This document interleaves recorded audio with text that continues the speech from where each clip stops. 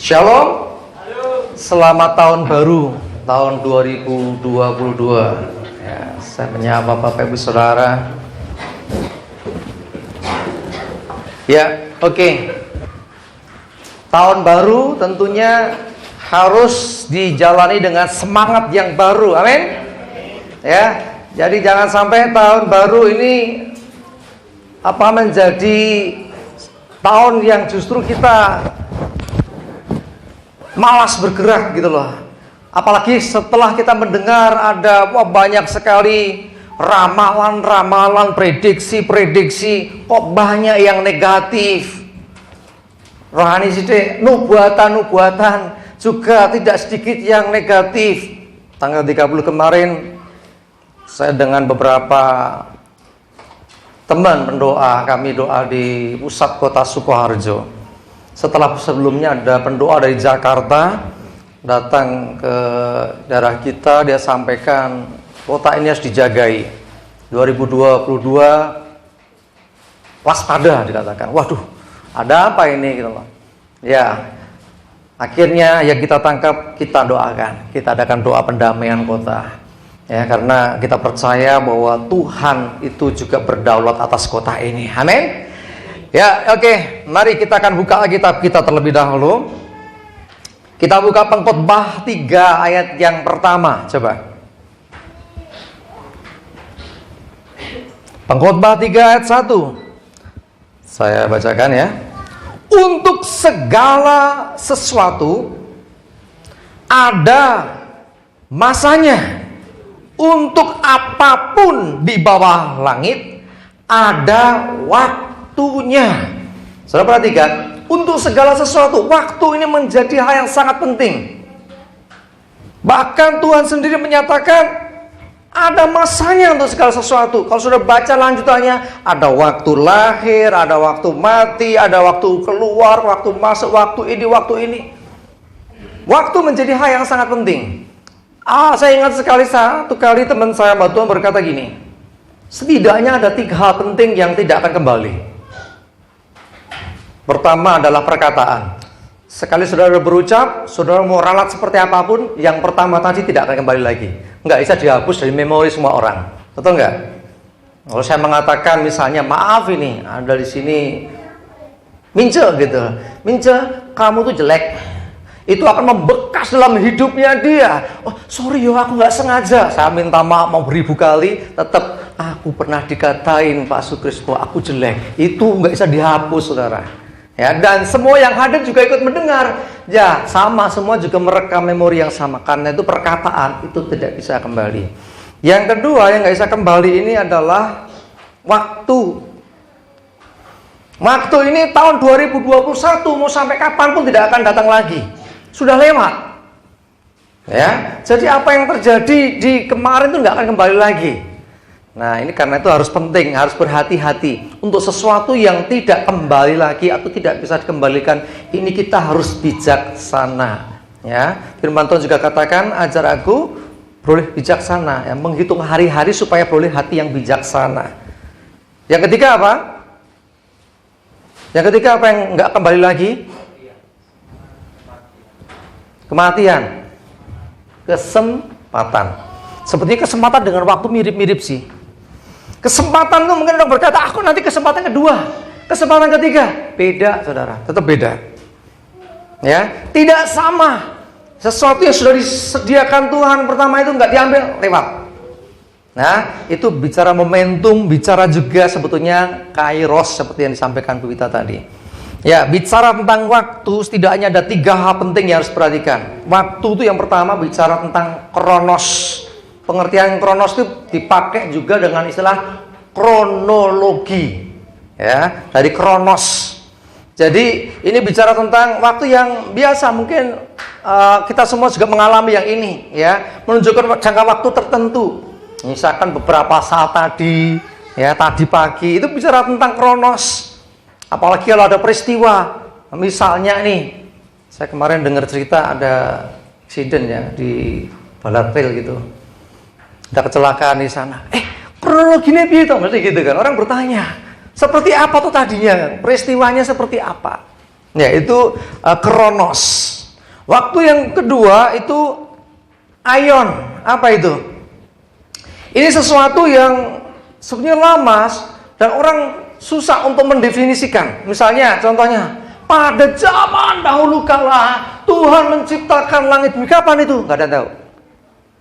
Bahkan ini juga dipakai untuk istilah Yesus akan datang yang kedua kali di akhir zaman. Kapan itu?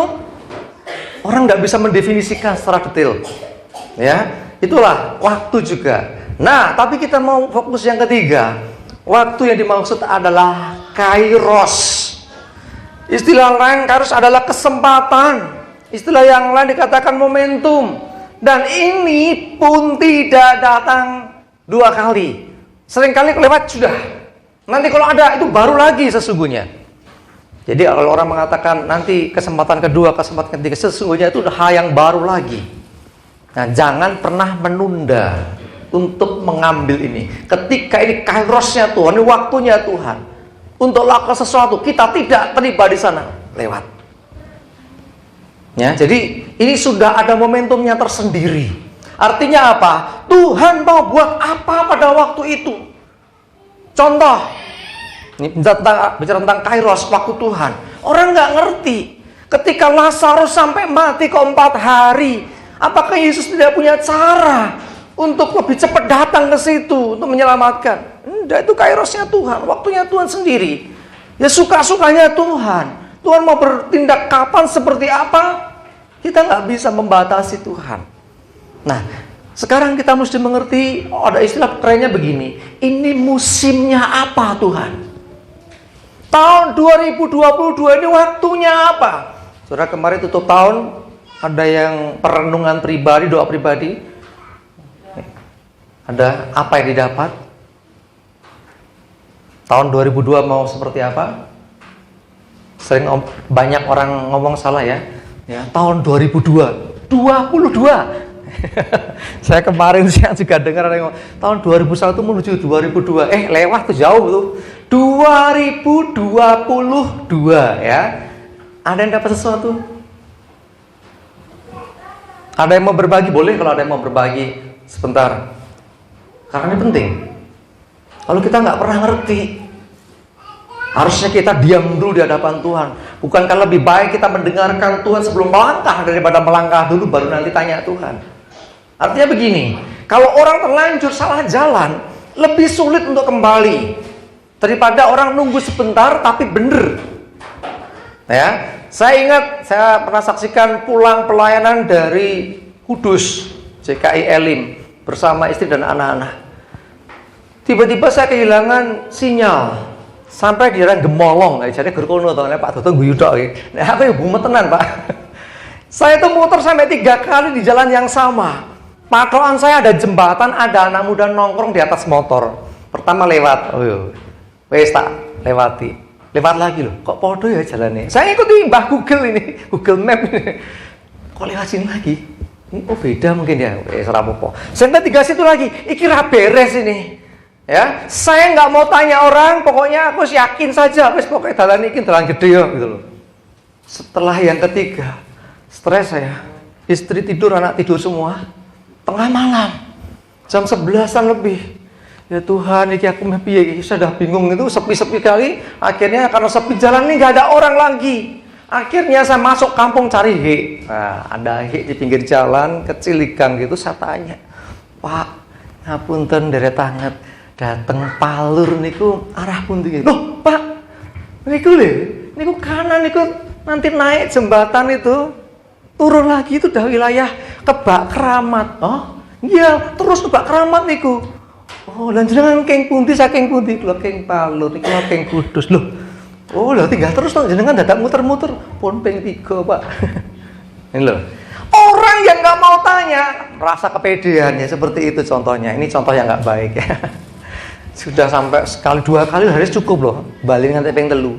Untuk raping 4, ping 5. Ya. Dengan Tuhan akan lebih bijaksana kalau kita terkoneksi terus dengan Dia. Saya koneksi internet saya putus waktu itu, nggak tahu karena saya nyetingnya agak telat, mungkin dari situ udah susah sekali bermutar-muter, akhirnya diputer-puter juga perjalanan saya. Coba kalau kita duduk diam, ini bicara tentang kehidupan. Saudara dengarkan Tuhan, Tuhan, ini 2022 aku harus bagaimana? Apa yang akan terjadi? Apa yang harus aku lakukan? Kemana aku harus melangkah? Ini menjadi sangat penting. Daripada kita serasah doa-doaan melakukan pun nyasar takon. Kalau nyasarnya baru dikit mending. Kalau udah jauh, kalau jalannya lebar mending. Ya, saya berapa kali mengalami cuman mau puter balik wong ngene. Jalan ini sempit sampai akhirnya nunggu berkilo-kilo baru dapat jalan putar balik. Seperti hanya orang di jalan tol sekalipun toh. Sekali salah belok, wes cari pintu keluar dulu. Habis itu masuk lagi nanti pintu masuk. Wah, itu muter-muter, Saudara. Nah, di dalam mengikut Tuhan, mari kita belajar dengarkan Tuhan apa yang Tuhan mau untuk tahun ini untuk aku kerjakan. Ya, makanya saya tanya, kalau ada pesan penting, saya beri kesempatan untuk disampaikan. Ada? Kalau nggak ada, mungkin itu pesan untuk pribadi saudara sendiri. Tidak apa-apa, simpanlah dalam hatimu. Ya, ketika saya berdoa beberapa waktu, terus terang saya sudah dengar banyak sekali pesan tanda kutip nubuatan, dan juga orang-orang dunia yang mengatakan tahun ini begini, tahun 2022 itu mengerikan segala macam. Itu membuat saya akhirnya merenung, Tuhan, kok ceritanya kok medeni kabeh? Indahnya di mana? Apakah tidak ada keindahan di tahun ini? Tuhan katakan apa? Jangan takut. Nek dingonoke karo bapake kira-kira seorang anak piye? Ojo di. Kira-kira gimana? Ayem. Ketika kita dalam kondisi bingung, nggak tahu mesti berbuat apa, tiba-tiba kita datang, Pak, mengki pripun ya Pak, piye to Pak iki engko? Ojo wedi wis. Tuhan gak ikut panik, Saudara. Di saat kita panik sekalipun, di saat kita khawatir, Dia gak pernah khawatir. Tuhan gak kurang cara. Saya pernah dengar tuh wong ngomong ini, dalang iki ra kurang cerita apa gitu ya. Lakon gitu ya. Jadi ada saja, dan Tuhan itu adalah, ada yang mengatakan sutradara yang terbaik, Dia adalah pembuat skenario kehidupan yang terbaik. Wis nek Dia yang menguasai segala masa dan waktu, bahkan menguasai segala kehidupan ini, berkata jangan takut, maka aku pun tidak mau takut. Jadi kalau Tuhan berkata jangan takut, tetapi kita masih takut, berarti kita tidak percaya sama Tuhan. Tegas saya katakan, bukan kurang percaya, tapi tidak percaya. Tuhan berkata jangan takut, tapi masih takut juga. Itu bukan kurang percaya lagi, tidak percaya. Kenapa bisa takut? Karena yang dilihatnya masalah itu begitu besar, seakan-akan luar biasa, padahal Tuhan di atas semuanya itu. Saya kemarin sampaikan, masalah sesuatu yang membuat kita khawatir itu sebetulnya kayak bayang-bayang dari realita. Oh, ini nggak kelihatan. Misalnya ini ada lampu semua mati, ada lilin gitu aja dinyalakan. Saya pasang tangan gini-gini, bayangannya pasti sini sana lebih gede, betul nggak? Wah, genggaman tangan yang besar. Padahal realitanya tangannya cuma segini, tapi bayangan di dinding bisa sangat besar. Kadang-kadang bentuknya bukan tangan lagi, bentuknya bisa ular, bentuknya bisa apa saja dibuat-buat. Nah, kita ini seringkali fokusnya di bayangan itu, sehingga hidup kita penuh dengan kekhawatiran. Wah, mengerikan, wah, menakutkan. Kenyataannya tidaklah demikian. Tidak seperti itu. Kalau kita memandang kepada Tuhan secara benar, kita akan bisa membandingkan seberapa besar kuasa Tuhan dibandingkan dengan masalah yang kita hadapi. Wes bola-bali saya sampaikan. Ibaratnya bahwa masalah saya itu masker saya ini dibandingkan dengan Pak Dodo yang di depan atau Mas Aji ini. Gede mana ya, gede Mas Aji, Pak Dodo. Tapi kalau saya begini, saya fokus dengan masker saya ini, oh, mereka nggak kelihatan. Sama juga demikian kita memandang Tuhan. Tuhan tuh maha, Tuhan tuh besar. Tapi kalau fokus kita ini masalah yang cuma segini, dunia nggak kelihatan, Tuhan nggak kelihatan, Tuhan nggak ada seakan-akan. Banyak orang fokusnya di masalah hidupnya sehingga tidak bisa melihat kehadiran Tuhan, tidak bisa melihat kuasa Tuhan. Bahkan ketika diizinkan Tuhan masalah kecil saja, kalau saudara fokusnya di situ, itu jadi sangat besar. Bagi yang sekolah pernah pergi ke lab, laboratorium, di sana ada namanya mikroskop, alat untuk melihat benda-benda yang kecil. Satu kali pernah praktek saya itu cuman bawa daun godong, jadi kasih di bawah mikroskop dilihat. Ternyata saudara, ada monsternya. Hewan kecil gitu aja, besar banget di situ. Wow, saya lihat dengan mata kepala gergodong. Ada hewannya kecil mungkin kelihatan, kalau dilihat kecil sekali. Tapi begitu dikasih di bawah mikroskop, ada monsternya. Kalau fokusmu di masalahmu yang kecil itu, maka Tuhan seakan-akan tidak kelihatan. Tapi kalau melihat, nggak usah proporsional sajalah. Tuhan dengan masalah pasti besar Tuhan. Karena itu ingat bahwa Tuhan mengizinkan segala sesuatu terjadi, itu sesungguhnya untuk melatih hidup kita selalu fokus kepada Dia. Jangan fokus di masalahmu. Terlalu kecil masalah yang diizinkan. Di hadapan Tuhan tidak ada yang terlalu sukar. Amin. Lagunya tadi loh, bila kau izinkan sesuatu terjadi. Ya, dikatakan apa? Lanjutannya lali aku. Ku percaya semua untuk kebaikan. Ingat, untuk apa? Kebaikan. Yang terjadi, segala sesuatu itu belum tentu baik semua loh, belum tentu enak semua loh. Bisa juga nggak enak. Ya, dalam waktu yang Tuhan berikan dalam hidup kita, tidak semuanya langsung enak, indah. Nggak ada janji firman Tuhan mengatakan ikut aku semuanya indah, semuanya enak. Kamu tinggal ongkang-ongkang saja. Nggak ada. Yang ada adalah apapun yang terjadi, ada penyertaan Tuhan. Jujur, tutup tahun kemarin saya dapatnya Immanuel. Mungkin Anda bisa dapat yang lain, tetapi saya dapat Immanuel. Kalau di Alkitab kita Immanuel, itu M-nya harusnya kurang 1, M-nya 2 dalam bahasa aslinya. Jadi ada Tuhan yang menyertai. Mau badai seperti apapun yang pernah dialami oleh murid-murid Yesus, ketika perahunya dihantam badai, semua ketakutan, Yesus tidur di buritan. Kok Yesus bisa tidur di buritan di tengah badai? Ya suka-sukanya Tuhan toh. Kenapa kita menghakimi Tuhan? Tidakkah engkau peduli kita binasa? Nih muridnya. Artinya apa? Ketidakpercayaan. Di manakah imanmu? Di manakah percayamu setelah Yesus menghardik angin itu? Bukankah kalau tenggelam, Yesus juga tenggelam? Kalau Yesus tenggelam, gagal.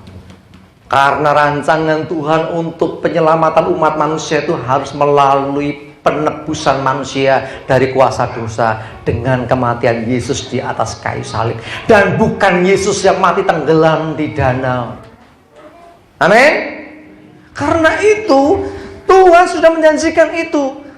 Artinya apa? Percaya saja, orang bakal mati di situ kalau bersama dengan Tuhan. Karena plan yang sudah ditentukan Tuhan sendiri menurut waktunya, bahwa Yesus, Mesias, harus menderita, mati di atas kayu salib, dikuburkan, bangkit kembali. Itu sudah dinubuatkan, itu sudah ditetapkan oleh Tuhan. Nah, sekarang apa ketetapan Tuhan untuk hidup kita? Tuhan merancangkan segala yang baik untuk anak-anaknya. Pertanyaannya adalah, apakah kita masih tetap mau percaya akan apa yang dijanjikan firman Tuhan di saat tanda kutip kenyataan yang terjadi dalam hidup kita itu tidak seperti yang dijanjikannya? Janji Tuhan hari depan penuh pengharapan, janji Tuhan hidupmu diberkati, aku datang supaya mereka mempunyai hidup dan mempunyainya dalam segala kelimpahan. Iya, ada 10 ayat 10 nih bilang gitu kan. Tetapi kenapa aku seperti ini? Kenapa aku begini? Saudara, aku dikasih Tuhan. Lihat Pengkhotbah 3. Nah, lagi ya. Ayat 11. Pengkhotbah 3 ayat 11. Ini adalah ayat, orang mengatakan ayat emas buat hidup saya ketika saya bertobat ini.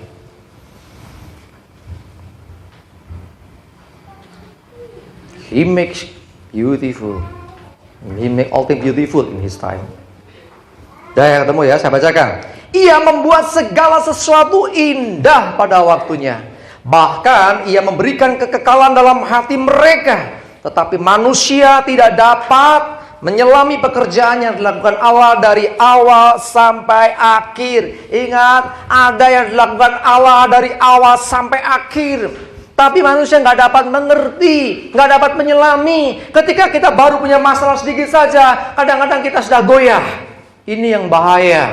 Ingat firman Tuhan bahwa Dia itu membuat segala sesuatu dalam hidupmu akan jadi indah pada waktunya. Waktunya Tuhan, semua akan jadi indah. Tapi, ada tapi, tidak langsung celing. Seringkali prosesnya diizinkan terjadi. Kisah Yusuf salah satunya. Yusuf seorang yang terima janji yang luar biasa melalui mimpinya. Indah, semua sujud menyembah kepada dia. Tetapi apa yang terjadi? Diizinkan proses. Apakah Tuhan nggak bisa langsung bawa Yusuf ke Mesir jadi penguasa gitu? Bisa, terlalu mudah bagi Tuhan. Tapi tetap diizinkan proses. Kemarin Yusuf dan Maria ini mendapat pesan akan mengandung. Yang dikandung itu Mesias. Kenapa Tuhan harus bawa proses dari Nazaret jalan dulu ke Bethlehem? Sampai di Bethlehem, setelah sekian waktu harus pergi ke Mesir. Yang dikandung dan dilahirkan Maria itu Yesus Kristus Mesias Juru Selamat. Bahkan Tuhan sendiri yang jadi manusia. Kenapa? Kok takut? Kesannya gitu. Saya mau tahu saudara, ini proses yang diizinkan. Kalau Tuhan Yesus saja mengalami proses seperti itu, kenapa kita seringkali menolak di proses? Baru mengalami masalah dikit aja dah nyerah. Aku berserah. Bagus sih berserahnya ke Tuhan. Berserah ke Tuhan bagus. Tapi yang gak boleh itu berserah kepada keadaan. Menyerah dalam perjuangan. Jangan. Tapi kepada Tuhan, ya. Kita harus berserah kepada Tuhan. Artinya apa? Ikut kehendak Tuhan. Iya, Tuhan membuat segala sesuatu indah pada waktunya. Artinya sebelum sampai pada waktunya, berarti ada proses. Nah, proses ini seringkali terasa tidak indah. Proses ini seringkali menyakitkan kadang-kadang buat kita. Tetapi kalau kita setia, kita tetap percaya kepada janji Tuhan ini, maka proses itu akan dilalui dan akhirnya kita bisa berkemenangan. Kita semua percaya tahun 2021 kemarin disertai Tuhan. Amin. Ada masalah nggak 2021? Abot poenteng, berat atau ringan, besar atau kecil? Saya tahu ada begitu banyak orang yang punya pergumulan tidak mudah. Baik itu masalah keluarga, masalah keuangan, bisnisnya, kesehatan juga ada beberapa yang kena sakit juga ya, termasuk COVID kan. Loh, gak mudah. Pertanyaannya, bisakah kita melewati tahun 2021? Bisa, nyatanya kita sampai sekarang ada di tempat ini. Artinya apa? Tahun lalu yang prosesnya nggak mudah itu pun kita bisa lewati. Dan sekarang kita sudah masuk di tahun yang baru. Tuhan ingatkan di tutup tahun kemarin bahwa Aku yang sama yang menyertai engkau di tahun yang lalu akan tetap menyertai. Saya langsung bilang Immanuel. Ya, Ia membuat segala sesuatu indah pada waktunya.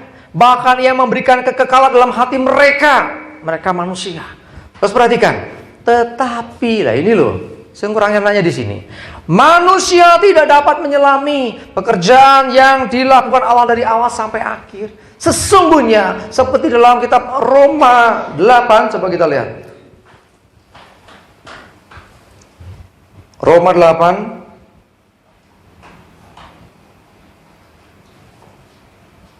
ayat 28.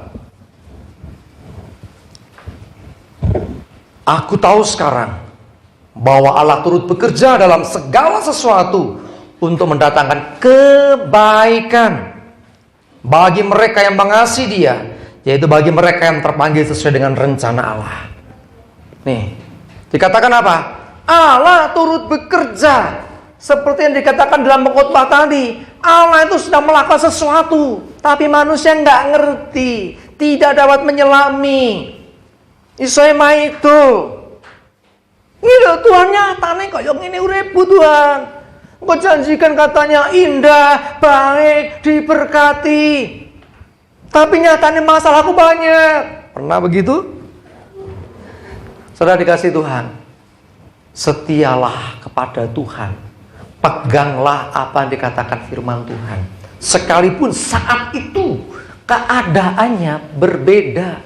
Firman-Nya mengatakan aku menyertai, Firman-Nya mengatakan diberkati, Firman-Nya mengatakan indah, Firman-Nya mengatakan sukacita, tapi kita mengalami masalah. Beda toh? Itu proses hidup yang harus dijalani. Rasul Paulus berkali-kali mengatakan, bersukacitalah senantiasa. Saudara tahu posisinya Rasul Paulus di mana ketika dia menuliskan itu? Di penjara. Kenapa Rasul Paulus mengatakan bersukacitalah?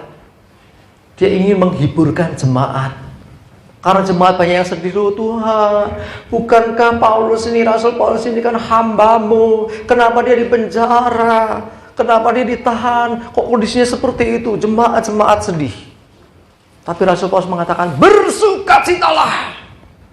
Ya, jadi kalau ada firman itu seringkali disampaikan, seringkali saya katakan ya, itu bertolak belakang dengan keadaan kita. Maksudnya begini, ketika Tuhan berkata bangkit, berarti dia posisinya nggak sedang berdiri. Betul nggak? Ada orang lumpuh, bangkit. Itu posisinya dia belum, misalnya jadilah sembuh. Sebelumnya dia nggak sembuh alias sakit, ya kan? Kalau dikatakan di sini, misalnya tadi apa?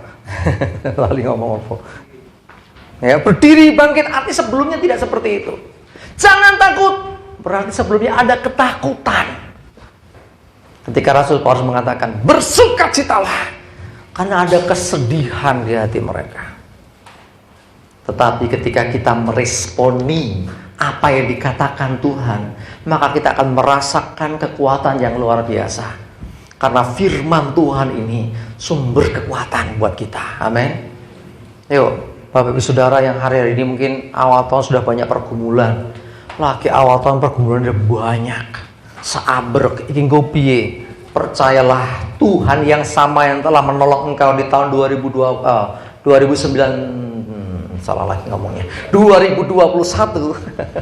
sampai lali tahunnya. Tuhan yang sama juga yang akan menolong kita di tahun 2022. Ada amin?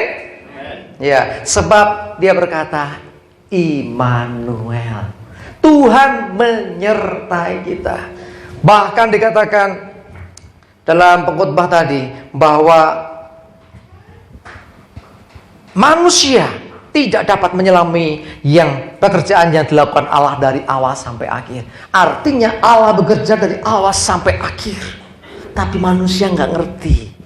Ibaratnya gini loh, seorang anak seringkali nggak ngerti bapak iki nunjang palang, kerja keras luar biasa untuk anaknya. Anak Gurma itu, saya ingat waktu kecil minta dibeliin sepeda roda 3. Terekam di memori seorang sukris kecil. Nembung wira ditukoke, saudara. Posisinya orang tua saya sedang bangun rumah yang sekarang dipakai itu. Saya nembung tuh berkali-kali, sik yuli sok nek berkah Gusti. Waktu ayam awalnya, berarti ini dapat berkat dibeliin ya. Iya. Ditunggu. Adik saya ada nih. Tidak pernah saya dibeliin sepeda roda 3 sampai segede ini. Neng itu lungsuran ya, puji Tuhan sih, dari kakak sepupu saya.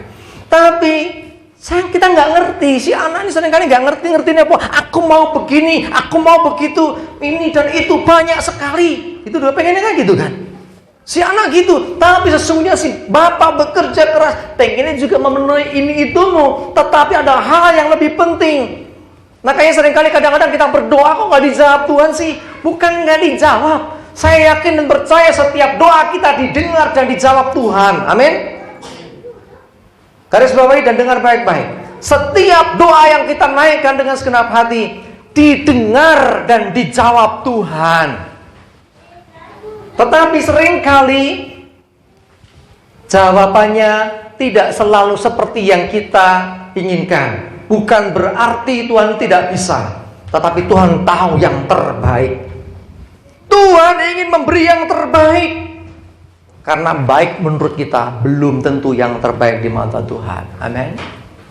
Ya, ingat banyak kisah kejadian seperti seorang hamba Tuhan waktu itu mau pelayanan ke luar daerah naik pesawat, ketinggalan pesawat, ngamuk-ngamuk di bandara. Tuhan ini pijat, walaupun di sana ditunggu, malah sekarang ketinggalan pesawat gara-gara macet jalanan.